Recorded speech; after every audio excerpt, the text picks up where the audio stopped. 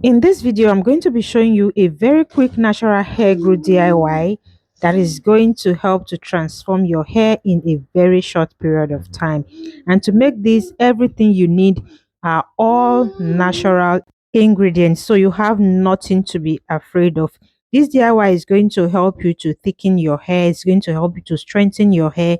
As for those of you that are complaining of excessive shedding and excessive breakage due to dryness, this DIY is going to help to keep your hair hydrated for a long period of time, and I'll show you the best way to use it to keep your hair hydrated and moisturized for a long period of time. Don't forget to watch this video from start to finish so you'll be able to grab everything I have to say. Let's get into the video. First thing you will need is a container. You can use a glass jar as I'm using, and you can also use a plastic, but I prefer a glass jar. And the first natural ingredient you need is fennel seeds. I'm going to bring it closer for you to see what it looks like, just in case you don't know. This is what fennel seed looks like, and you can get it from the local shops around you. You can also get it online. Fennel seeds helps to stimulate hair growth. It contains antioxidants that can help to fight oxidative stress, which can lead to hair thinning and hair loss. It contains vitamin C, magnesium, calcium, iron, which can help to nourish hair follicles and strengthens the hair. It also helps in blood circulation. Our next ingredient is hibiscus flowers. You can use the whole hibiscus flowers, and you can use the hibiscus powder if that is what you have. And I'm not using too much of any of the ingredients. As for the fennel seed, I use 1 tablespoon. For the hibiscus flower, you can see the amount that I use. And our last ingredient for today is moringa powder. You can use either the powder or the fresh moringa depending on the one you have. And I'm also going to be using 1 tablespoon of the moringa powder. You can check the description box to see the full measurement of everything I'm using in this video. I'll transfer all the ingredients into the glass jar, and at the end this is what it looks like. Next, I'm going to be adding warm water. I'll be adding 2 cups of warm water to the ingredients. You can decide to use cold water as well. It is okay. I'm adding about 400 ml of warm water to all the ingredients, and after adding the water, I'm just going to mix to combine everything together because I have moringa powder in there, and I'll start just to lift up the powder from the bottom of the glass jar. And after mixing everything, this is what it looks like. As you can see, the fennel seed is still on top of the water. I'm just going to cover that and let it sit for few hours, at least 8 hours, but I usually leave mine to infuse for at least 12 hours because it is going to help me to get the best out of the ingredients. The longer you leave it to infuse, the better, but don't leave it for too long, because if you leave it for too long, it might go bad before you start using it. So just leave it for a while until the fennel seeds infuse very well and it is settled under the bottle. Then your DIY is ready for use. So I'm just going to leave this overnight to infuse. The next day, this is what I have. As you can see, everything is well settled under the bottle. You can see the fennel seed under the bottle, the moringa powder, and also the hibiscus flower. I'm just going to open it for you to see what I'm talking about. This is what I'm talking about, and the water has completely changed color. What I'm going to do next is to strain the mixture. I'm just going to get the water out and then leave the rest. You can decide to use the rest for your deep conditioner. You can also just throw it away. So I'm just going to strain because I want some of the moringa powder in my hair growth spray. I'm just going to strain using this strainer because I don't want the fennel seed and the hibiscus in it anymore, but I want some of the moringa powder in it. I'm just going to strain that way and then mix this one to the first one that I strained. If you're now okay with the moringa mixture, the moringa powder on your hair, feel free to strain it out, as in you don't need to do exactly what I just did. You can use the one you first strain and throw the rest away, but I want some of the moringa in my hair growth spray. That is why I decided to strain again, so I'll be able to get some of it into the water.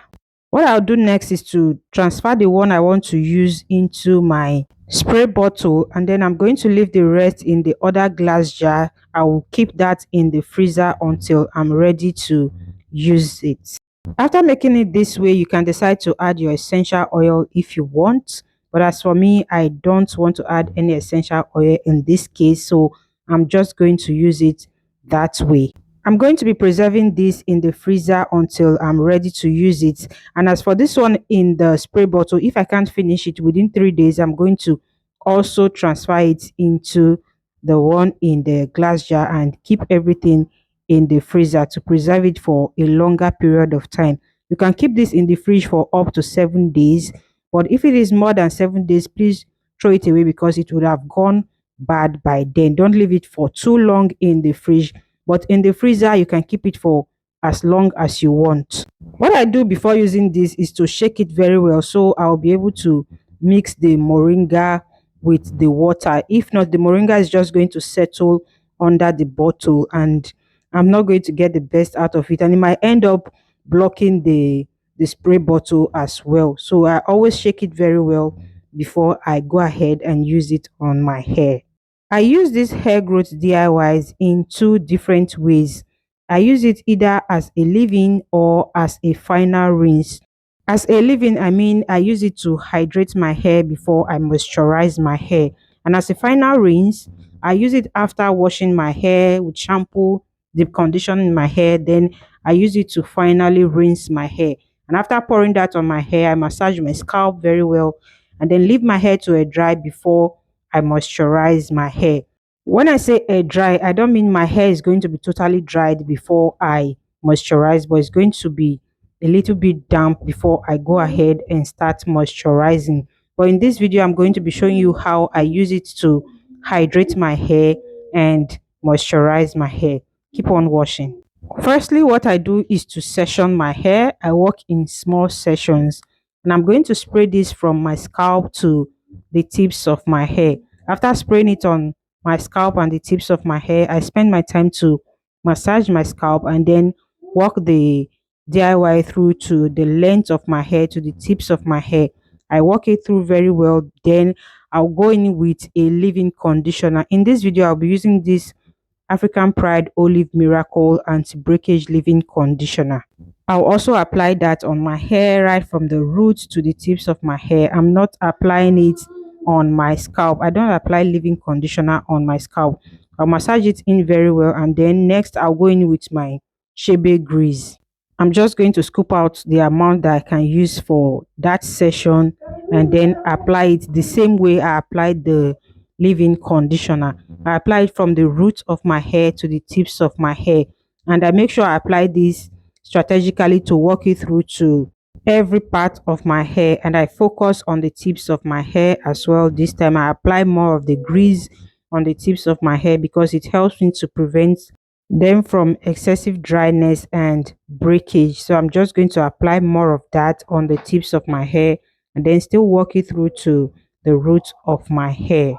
If you don't have grease, you can use butter as well. You can use your oil to also seal in moisture into your hair finally, as for those of you that use oil. But as for me, I don't find it helpful, so I don't use it. When I'm done with all of my hair, the next is to move to my edges. I'll spray the right amount of the leave-in spray into my edges. I'll just massage it in a little bit just to walk the product through to every part of my edges. Then next I'll go in with my rosemary homemade oil. I'm going to apply the right amount of the oil on my edges as well. And after the application, I'll also spend time to massage. That is going to help in blood circulation and also help the products to get into my scalp very well. So don't skip massaging in this step. As for those of you that are complaining of your edges not growing, you are not seeing improvement, hope you're spending time to massage your edges whenever you apply products like oil or you're hydrating your edges. If you have not been doing that, please start doing that. Spend time to do that. It is going to be helpful to your edges. You start seeing improvements in a short period of time. Remember, using products on your hair alone is not going to give you the results you're looking for. the way you apply it and the way you care for your hair contributes a lot to your hair growth. So don't just apply product on your hair and expect to see your hair flourishing. No, there are a lot of things you still need to do, like keeping your scalp clean, massaging your scalp, working the product through your scalp, and keeping your hair protected. If you do all of these coupled with a good product, you are going to see results in a short period of time. When I'm done with my edges, I repeat same thing to my scalp. Thank you so much for watching. If you find this video helpful, don't forget to hit the like button and share with someone.